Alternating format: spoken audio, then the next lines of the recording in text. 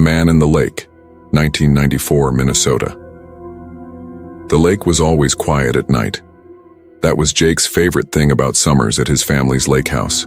How still the water became after sunset, how the sounds of the forest faded into silence. That summer, Jake was 12 years old enough to stay out on the dock past dark. His parents trusted him. It wasn't like anything ever happened here, until that night. The first sighting, Jake sat at the edge of the dock, barefoot, fishing rod, resting on his knee. The sky was clear, the stars reflecting on the still lake. His parents were inside playing cards. Then, the bubbles. They rose up from the water, about 30 feet out, popping softly on the surface. Jake squinted, wondering if it was a fish, or maybe a turtle. He leaned forward, trying to see better. That's when the face appeared. For only a second, something pale and human-like broke the surface. Water streamed down hollow, sunken eyes and gray, wrinkled skin, like a person who had been underwater for too long. Then it was gone. Jake's breath caught in his throat. His hands trembled as he pulled his feet up onto the dock. He stared at the dark water, waiting, watching. But the surface was still. Had he imagined it? He ran inside, slamming the door behind him. His parents looked up, startled. "I saw something in the water," he gasped. "A person." His dad chuckled, taking a sip of his beer. "Probably a fish, kiddo. You spook easy." His mom shook her head. "Jake, you know how deep that lake is. If someone was out there, they'd be swimming, right?" He wanted to argue, but they'd already gone back to their game. Jake stood there, heart pounding. He knew what he saw.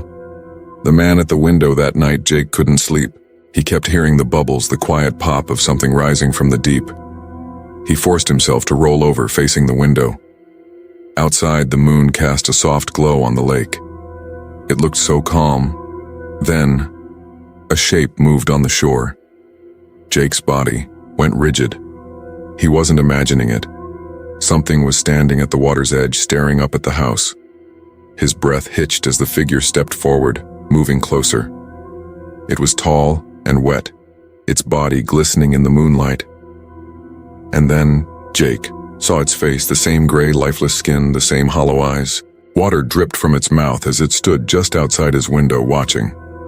Jake screamed. His parents rushed in, turning on the lights. "What happened?" his mom asked, panic in her voice. "There was a man, right outside. He was watching me." His dad rushed to the window and looked out. But the shore was empty, the water still.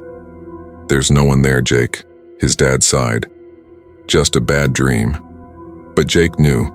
There were still wet footprints on the deck outside. The legend of the drowned man. The next morning, Jake refused to go near the lake. His parents laughed it off, but he couldn't shake the feeling.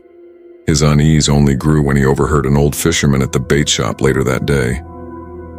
"That lake's got a story," the man said. "Back in the 50s, a guy drowned out there. Never found his body. Some folks say on quiet nights you can still see him, looking for a way back to shore." Jake's blood ran cold. That night, as he lay in bed, he made a promise to himself. He would never stay out on the dock after dark again. And he would never look out his window at night, because sometimes the lake looks back. Would you ever go near that lake after hearing this?